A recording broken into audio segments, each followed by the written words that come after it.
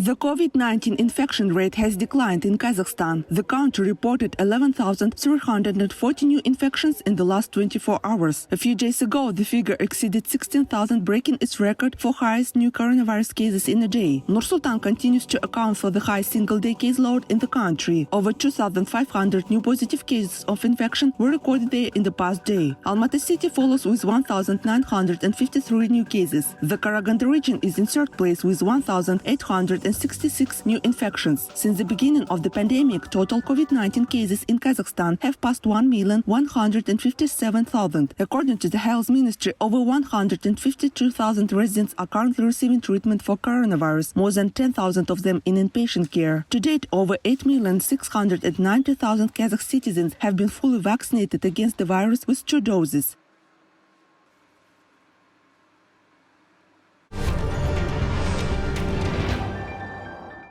Booster vaccination not only promotes a longer circulation of antibodies but also improves their quality. Those who got a booster dose of the coronavirus vaccine are provided with a higher protection level against the dangerous infection. Experts of the National Center for Expertise of Medicines and Medical Devices, Pavel Derabin, expressed this opinion in an interview to Kazakh TV. According to him, you should not ignore receiving a booster shot. The higher the binding strength of specific antibodies with the corresponding antigens, the better is the neutralization of the virus. This in turn gives an opportunity to have the illness without symptoms or in a mild course, the virologists believe. Experts advise not to forget about the rules stated by specialists in the fight against COVID-19.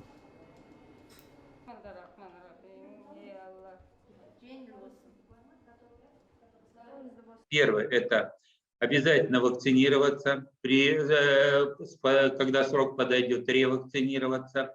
Второе. First, it is necessary to get vaccinated and then receive a booster shot when the time comes. Second, not to exclude the need to comply with sanitary standards. That's wearing masks, especially in crowded places, public transport, and other places where there is close contact between people. To maintain social distancing of 1.5 meters. During the booster vaccination, I advise you to more strictly observe these rules that I have named for about 3-4 days. Советую нашим гражданам, вот первые 3-4 дня после ревакцинации более строго соблюдать вот эти правила, которые я назвал.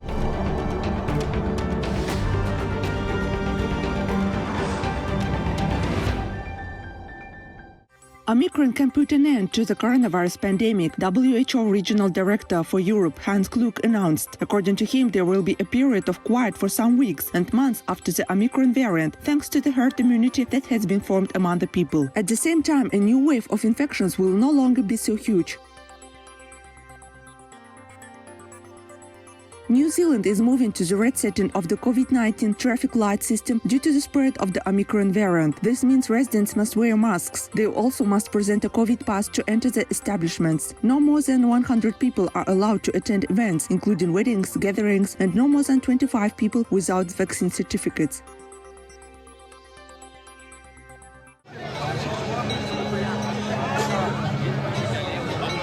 Protests against COVID-related measures took place in Brussels. According to law enforcement officers, nearly 50,000 people were involved. They carried banners with inscriptions criticizing the restrictive measures of the authorities, vaccination and COVID certificates. The demonstration ended with clashes with the police. Dozens of protesters were detained. The police used tear gas and water cannons to disperse the crowd.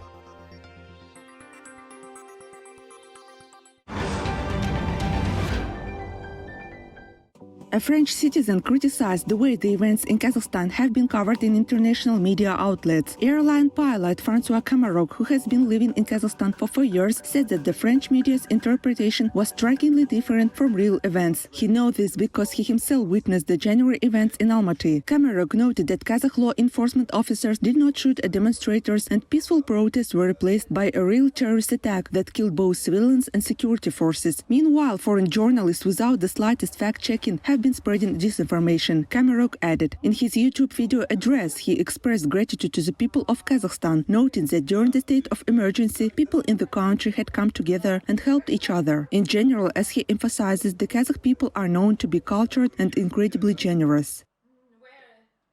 A good decision, clearly. And again, all my family was agree with me because when he called for the help. I'm fed up with the disinformation in Europe. Because it was a disinformation. A couple of medias, they said that in Kazakhstan the police kill their citizens. Not at all. Means that those journalists are not informed at all to say that. They don't have a clue what's going on here. What I know is those manifestations were pacific, and it's a couple of people who start to be really aggressive and to kill by a very barbaric manner. It is certain people who start to shoot police, stole guns, etc. So the police, of course, defend themselves. Those who suffered from the riots in January in Almaty started to receive compensation. This was announced during a meeting of the city headquarters for restoration of vital infrastructure of the city. A total of 603 individuals, namely employees of state agencies, hospitals and media, will receive financial assistance. According to the city's deputy mayor Ilyas Userov, severely injured people will get 2 million tenge, moderately wounded ones 1 million, and slightly injured ones 500,000 tenge. Financial assistance of 100,000 tenge will also be given to employees involved in the period of the state of emergency. These are staff of the Police Department of Emergency Situations, Public Health Department and Rescue Services. In total, 9,066 people.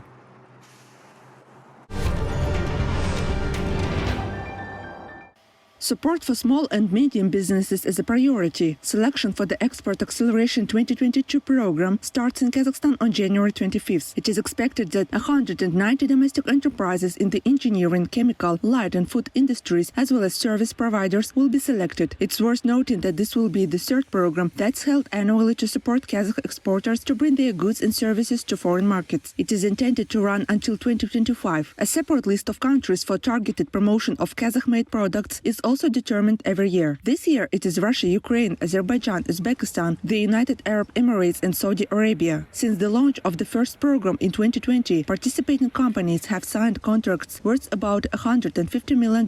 Long-term agreements for the supply of the products made in Kazakhstan to the markets of Russia, China and Central Asian countries are among them.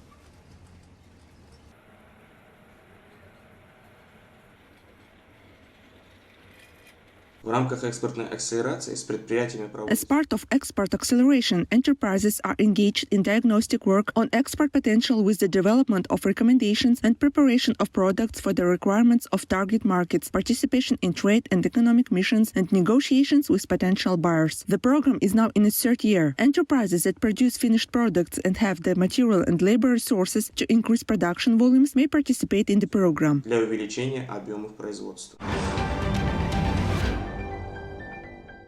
The volume of non-cash payments in Kazakhstan is growing. Citizens are less likely to use cash. According to the ranking.kz, overall in the country, 8 out of 10 tenge from the total turnover on payment cards accounted for the clearing payments. Last year, cashless transactions on the territory of Kazakhstan exceeded 64 trillion tenge. For comparison, this is over 2 times more than in 2020. Internet and mobile phone account for a significant amount. At the same time, the country's citizens cashed out 10.7 trillion tenge in post terminals.